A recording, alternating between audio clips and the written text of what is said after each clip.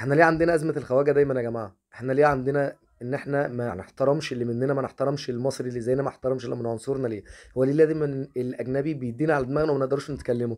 النهارده في ماتش منتخب مصر وبوتسوانا بنلاقي ان كابتن حسام حسن اخذ قرار ان مصطفى شوبير هيلعب الماتش. انا مش عشان اهلاوي والله العظيم، بس ده قرار مدرب عادي، انا ماليش دعوة. يعني انا كراجل موظف رايح نأدي اللي عليا في المنتخب ونأدي دوري مع المنتخب المصري، ماليش دعوه باي حاجه تانية، ماليش دعوه بختار مين وما اختارش مين.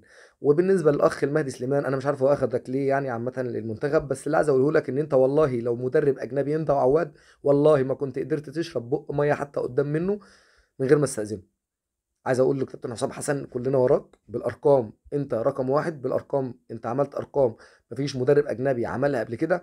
عايز اقول لك كمل في طريقك، عايز اقول لك ان انت احسن من الاجانب عندي، والله العظيم احسن من اي مدرب اجنبي. احنا معاك حتى لو فشلت، الناس كلها بتحاربك. صدقني والله العظيم انت عامل طفره في المنتخب، بالرغم ان في ناس كتير ما بتتفرجش على المنتخب.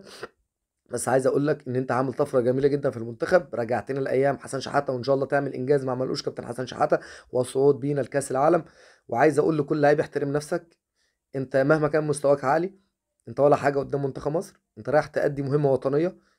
انت زيك زي اي فرد من اللعيبه.